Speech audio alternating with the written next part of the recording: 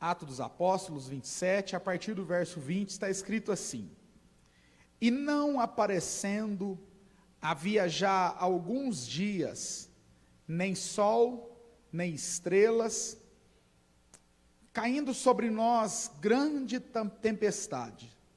Dissipou-se, afinal, toda a esperança de salvamento. E havendo todos estado muito tempo sem comer, Paulo, pondo-se em pé no meio deles, disse: Senhores, na verdade, era preciso terem me atendido e não partir de Creta, para evitar este dano e perda. Mas já agora vos aconselho, bom ânimo, porque nenhuma vida se perderá de entre vós, mas somente o navio. Porque esta mesma noite, um anjo de Deus, de quem eu sou e a quem sirvo, esteve comigo, dizendo: Paulo, não temas, é preciso que compareças perante César. E eis que Deus, por sua graça, te deu todos quantos navegam contigo. Aleluia. Portanto, senhores, tende bom ânimo, pois eu confio em Deus que sucederá do modo que me foi dito. Aleluia. Graças a Deus. Meus irmãos, nossos companheiros podem se assentar aqui nessa noite. Eu quero compartilhar com os irmãos o que Deus colocou no meu coração nesta ocasião. É de conhecimento dos irmãos que Paulo é o maior referencial que nós temos de obreiro na igreja do Senhor. Ele é o maior exemplo que nós temos no quesito humanidade.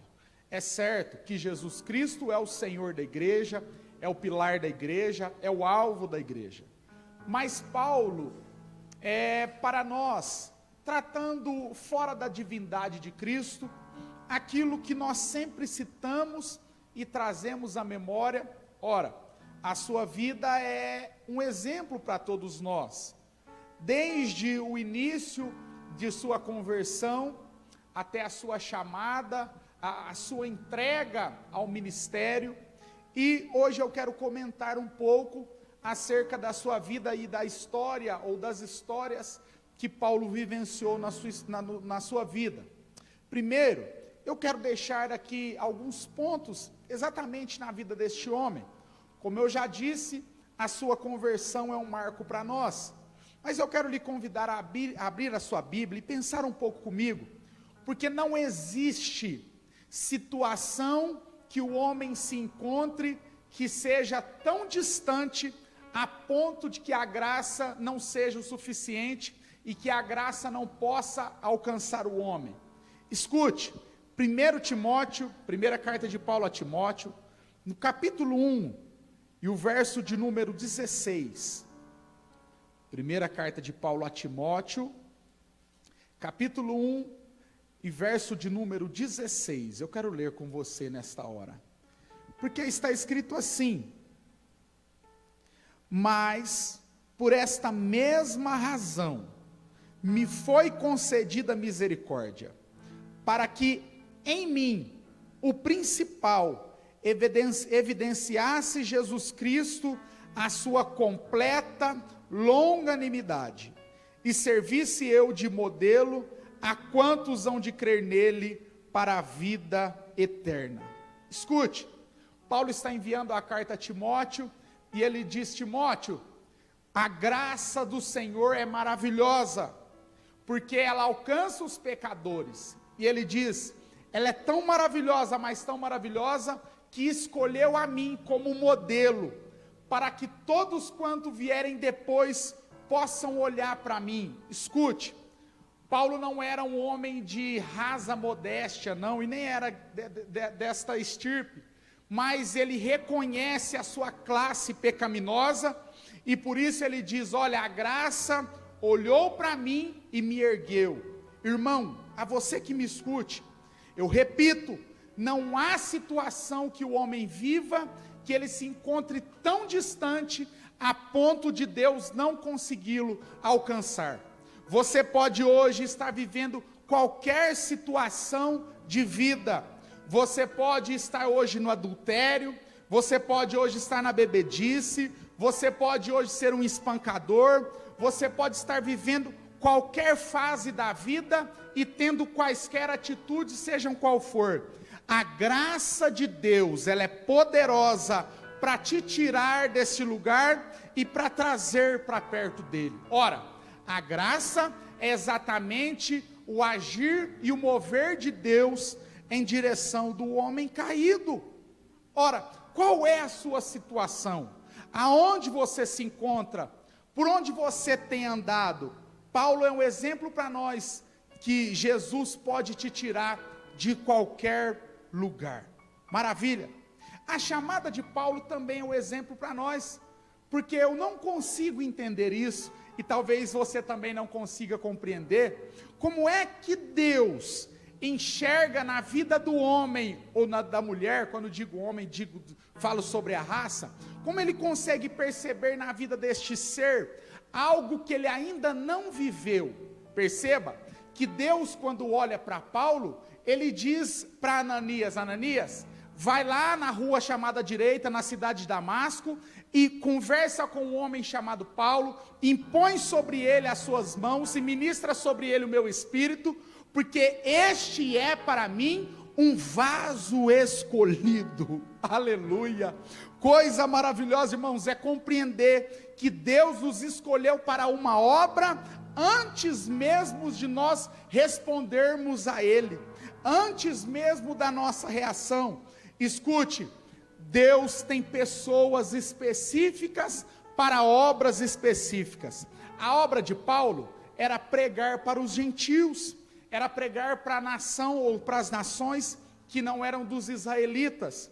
O que Deus colocou na sua mão? O que Deus colocou na sua mão? Eu quero lhe fazer pensar sobre isso, porque às vezes nós nos pegamos fazendo tanta coisa, mas não fazemos aquilo que Deus falou para a gente fazer. Eu conheço pessoas que foram chamadas para pregar, mas não se dedicam a estudar. Eu conheço pessoas que foram chamadas para o ministério, mas não se dedicam ao ministério. Pessoas que foram chamadas para ajudar, mas estão tão preocupadas com a sua própria vida, que deixam de ajudar pessoa. Eu aprendi uma coisa, e sempre comento isso com o nosso pastor: a melhor terapia do obreiro, a melhor terapia do crente, é fazer a obra. Já percebeu isso? Tem crente que ele fica tão atribulado, mas tão atribulado, que ele se esquece de fazer aquilo que Deus mandou fazer. A você que me ouve, eu tenho essa pergunta: você já percebeu que às vezes Deus coloca no seu coração, irmã, para você orar por aquela irmã, para você ligar para ela, e nos seus afazeres você se esquece de fazer isso, e no final do dia você se encontra mais atribulada do que estava antes? Escute, é a voz de Deus te chamando para voltar às suas primeiras obras. É a voz de Deus te dizendo: eu te escolhi antes que você me escolhesse, eu te chamei para fazer alguma coisa. Eu repito, terapia boa para obreiro é fazer a obra. Obreiro ocupado na obra, crente ocupado na obra, irmão, ele não tem tempo para ficar caçando defeito na igreja, ele não tem tempo para ficar caçando defeito nos irmãos, ele não tem tempo para ficar caçando defeito na vida, porque ele tem um objetivo. Paulo, escrevendo uma de suas cartas, disse que o bom soldado, ele tem prazer em agradar aquele que o alistou nesta guerra. Aleluia! Graças a Deus. Aonde você parou de fazer a obra, volte hoje, pense nisso. Mas é exatamente neste fazer a obra que Paulo vai viver algumas situações na sua vida. E eu sei que às vezes é chover no molhado falar sobre isso, mas o fato de você fazer a obra de Deus não lhe isenta de passar por problemas. O fato de você se dedicar a Deus e a sua chamada não lhe isenta de passar por situações que você não queria passar. Ora, Paulo é um exemplo disso para nós. Um certo dia, Paulo estava pregando em um lugar, e ele é muito bem aceito ali, mas não pela sua mensagem, porque na verdade aqueles homens encontraram em Paulo algum ídolo que eles tinham na sua religião. Paulo diz a eles: eu não sou essa pessoa que vocês estão achando que eu sou, e por causa disso, Paulo sofre açoites. Outro dia, Paulo repreende, expulsa o demônio de uma mulher que adivinhava, todos conhecem a história, e por causa disso ele é açoitado e lançado na prisão. Outra feita, Paulo está a caminho de uma cidade e encontra homens que não servem a Deus. Estes homens provocam um motim contra a vida de Paulo, porque Paulo estava evitando ou disseminando, dissipando a religião pagã daquele lugar. O inimigo vai te perseguir, o inimigo usará pessoas contra a sua história, quando você se dedicar à sua chamada. Mas escute uma coisa que eu vou lhe dizer: se Deus te chamou e decretou um lugar para você ir, não há nada que vá parar a sua história. Você pode até sofrer, mas que Deus te leva, Ele te leva para o lugar que determinou para a sua história. Eu gosto disso, irmão, porque Deus, Ele quando nos chama, Ele tem lugares para a nossa vida. Eu costumo dizer uma coisa, e às vezes sou até mal compreendido, mas eu continuo a dizer: você é do tamanho do lugar aonde Deus já preparou para a sua história. E eu vou dizer uma coisa: podem até existir pessoas melhores que você para aquele lugar que você deseja, ou que Deus marcou para você habitar e territoriar, mas eu tenho uma palavra para você: se Deus falou que é com você, é você que vai pregar para o imperador. Aleluia, graças a Deus, aleluia. E é exatamente nessa trajetória em que Deus determina um lugar para Paulo, que ele vai chegar neste momento aonde nós lemos aqui. Você sabe que Paulo encontra graça, ou é encontrado graça da parte de Paulo, diante de um centurião chamado Júlio, que era da corte imperial de Roma. Paulo está sendo levado para Roma, preso. Ora, ele havia apelado para o imperador, porque tinha a civilização romana na sua carteirinha. E acontece que no meio desse trajeto, Paulo vai entrar em alguns navios. Escute, às vezes os navios que Deus coloca a gente no meio da nossa caminhada, às vezes eles vão passar por grandes tempestades. E hoje o que eu vim falar para você, se eu fosse colocar um tema no ensino de hoje, eu diria a igreja como uma voz profética. Deus, no meio deste navio, sabe quem é dele. Escute mais uma vez, eu vou repetir: Deus, no meio desta tripulação, no meio deste navio, destes marinheiros todos que estão por aí, Deus sabe quem é dele. Isso aqui é maravilhoso, irmão. Porque, escute, eles estão a caminho de Roma, e no meio desse caminho, eles vão passar por um naufrágio. Mas eu quero que você pense em alguns versículos que eu desejo aplicar aqui. O primeiro versículo é o de número 11, que Paulo está dizendo ao centurião: centurião, vai ser perigosa a navegação, nós vamos passar por problemas, olha os ventos, olha como está o tempo. E diz o texto que o centurião não escuta Paulo, porque está ouvindo o dono do navio e o seu piloto. A igreja precisa aprender isso, irmão. Você mãe, você pai, você que é crente na sua casa, você precisa aprender isso. Você às vezes pode ter até boas orientações, mas nem sempre eles irão te ouvir. Às vezes a sua família vai trilhar por caminhos que você não queria que eles passassem, exatamente pelo fato deles estarem ouvindo outras pessoas. Mas isso não te tira do barco, isso não te tira do navio. você não deixou de estar nessa família. E eu vou caminhar por aqui, porque eu sei que essa palavra é profética. E é exatamente nessa decisão do centurião, que eles estão a caminho de Roma, no meio do mar, e eles começam a receber alguns ventos contrários.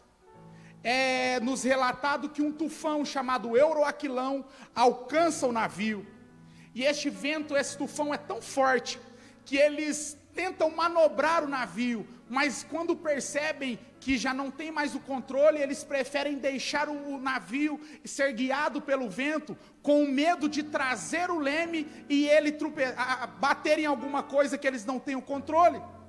É exatamente aqui que eles se perdem no meio do vento. Em algum lugar eles conseguem avistar, lá no verso de número 17, está escrito: e levantando usaram de todos os meios para cingir o navio, e temendo que descessem na Sirte, arriaram os aparelhos e foram ao léu. O verso 16 está dizendo que eles viram uma ilhota chamada Cauda. Escute o que eu vou dizer, aqui no verso 16, eles ainda estão reconhecendo o lugar que estão. Aqui no verso 16, eles ainda estão percebendo onde estão.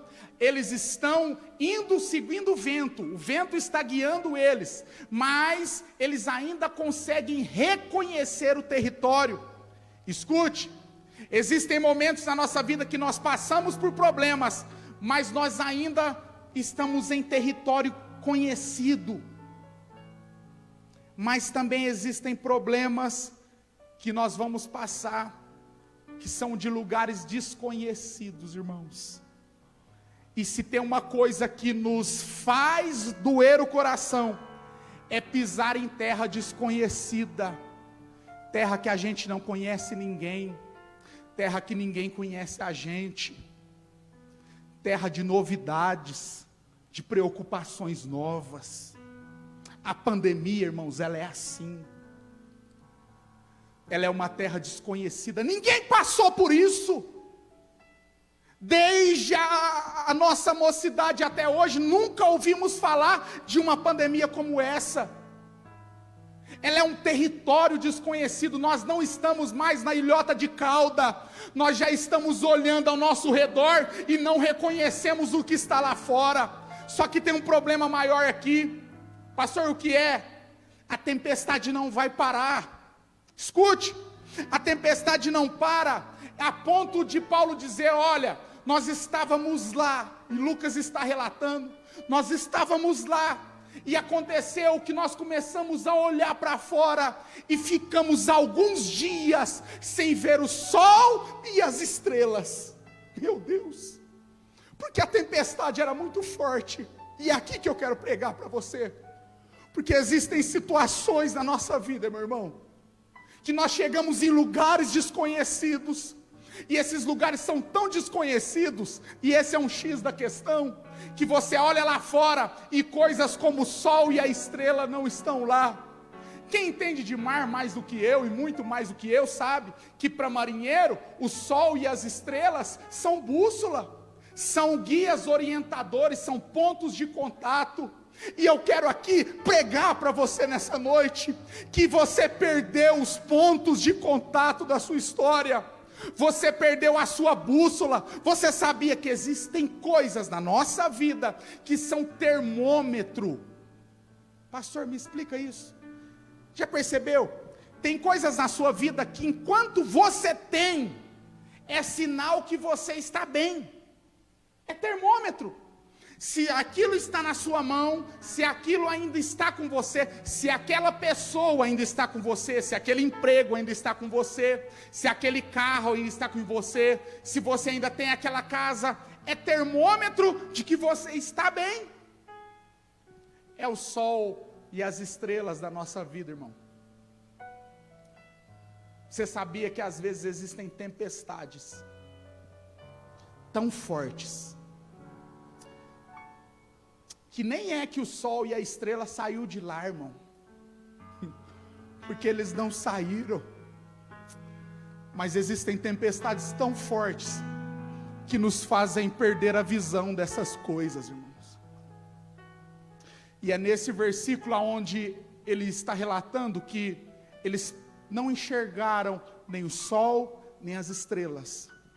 É aqui que Paulo diz: dissipou-se do nosso coração toda a esperança de salvamento. Aleluia.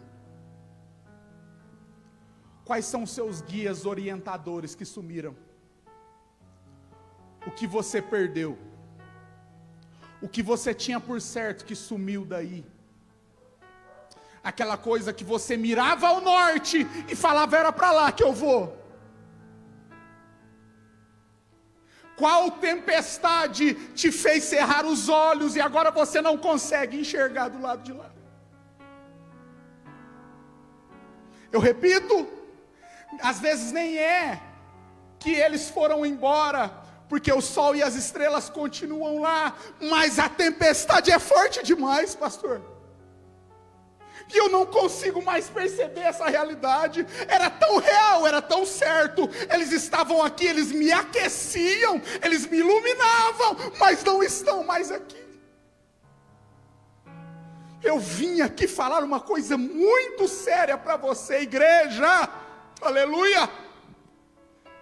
Não é porque o sol e as estrelas sumiram, não é porque a tempestade é tão forte que você não consegue enxergar, não, isso não é sinal que Deus se afastou da sua história, não.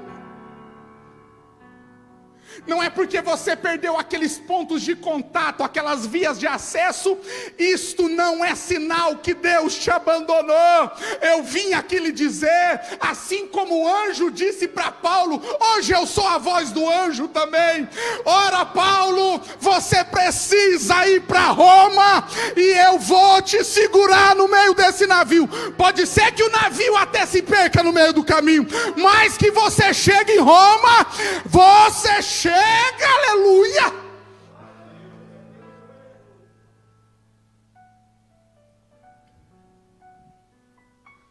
Escute, porque Deus falou muito forte isso no meu coração durante o dia. Diga à minha igreja que eu sei quem é meu no navio.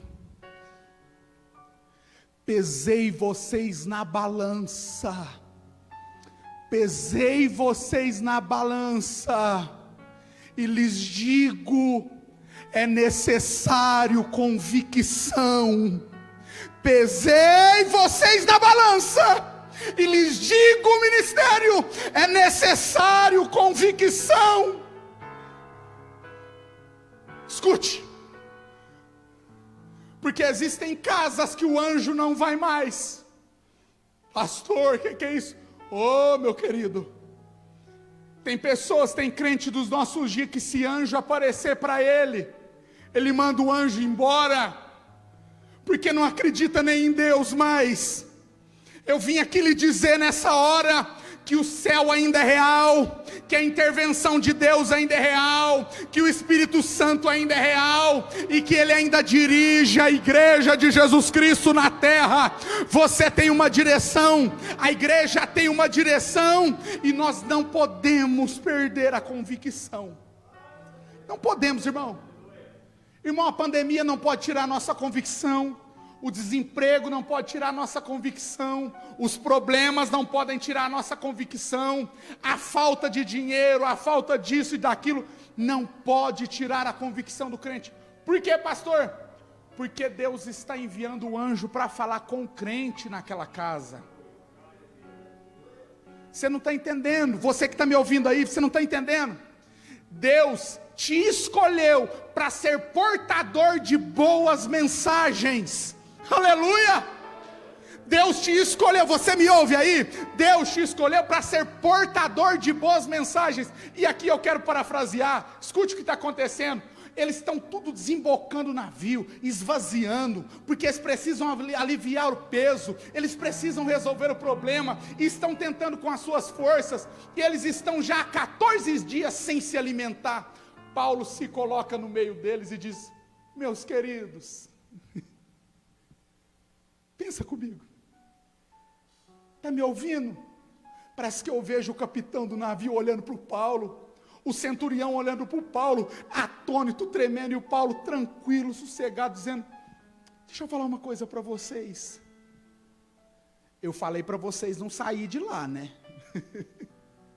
Eu tinha uma mensagem antes, agora a mensagem mudou. Só que tem uma coisa: o Deus a quem eu sirvo, aleluia, eu gosto disso aqui.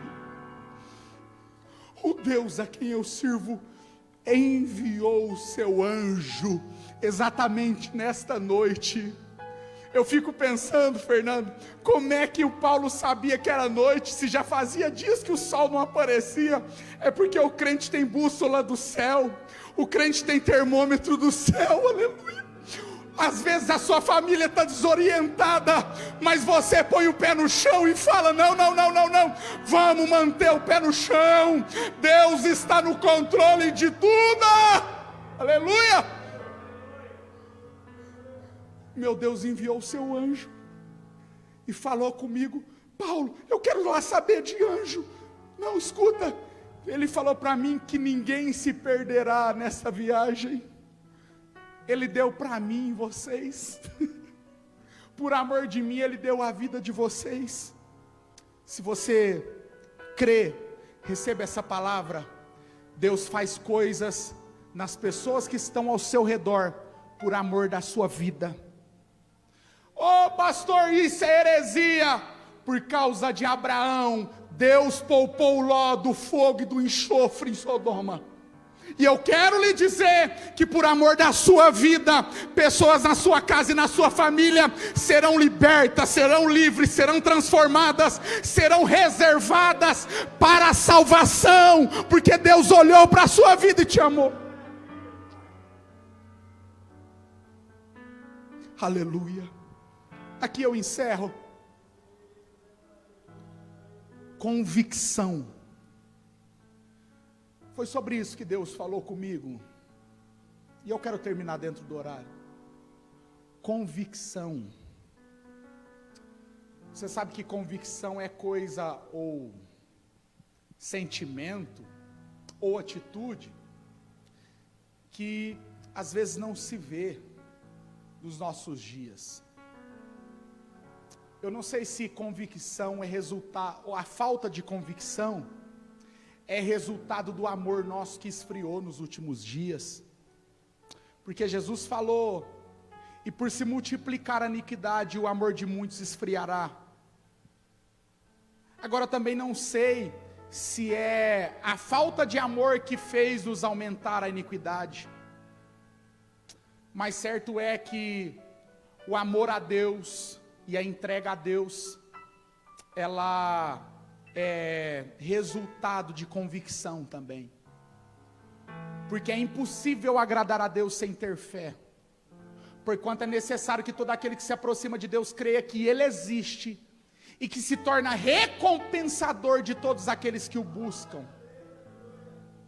Eu quero profetizar sobre a sua vida no meio desse navio que você vem caminhando aí, e que eu nem sei para que direção que você está indo, porque eu sei que Deus é o dono da igreja, e assim como Ele está guiando este templo, Ele está guiando este povo, Ele também está guiando a sua história. Eu quero lhe dizer nessa noite: receba a fé da parte de Deus, receba o calor do Espírito de Deus na sua alma.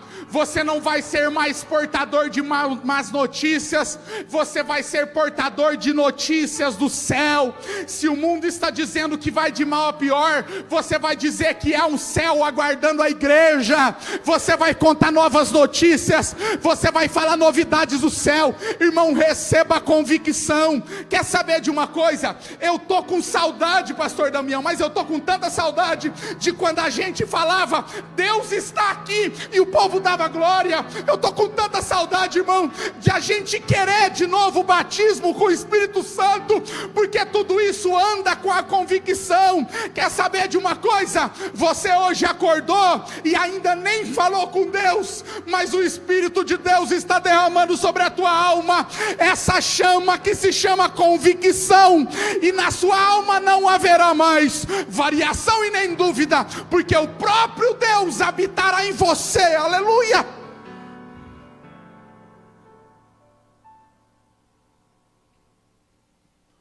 Convir com a ação.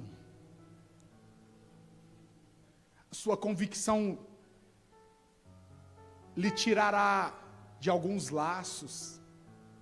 Pastor, o que é isso? Deixa eu te falar uma coisa. Por causa da convicção em Cristo, muitos crentes deixam de brigar com algumas pessoas, ou entrar em batalhas desnecessárias. Às vezes nós deixamos de ser felizes, por causa de falta de convicção. E eu sei que essa palavra tem direção. Hoje você brigou com alguém, ou esses dias você brigou com alguém, porque você estava convicto que estava certo. Pastor, o que é isso? Eu estou lhe dizendo que a sua convicção em Cristo deve ser maior do que essa convicção de que você estava certo. Porque às vezes você vai dizer, dentro dessa convicção em Cristo, nem compensa brigar. Você está tão certo que deixou de perdoar. E eu sei que essa palavra tem direção. Você está tão convicto que deixou de perdoar. Escute, a convicção de que Cristo deve ser maior do que essas convicções carnais e pessoais que nós temos. Você entrou em guerras desnecessárias, você entrou em problemas desnecessários, em dívidas desnecessárias, e Paulo, escrevendo aos Romanos, disse que a paz de Cristo seja o árbitro em vossos corações. Receba nessa noite convicção da parte de Deus.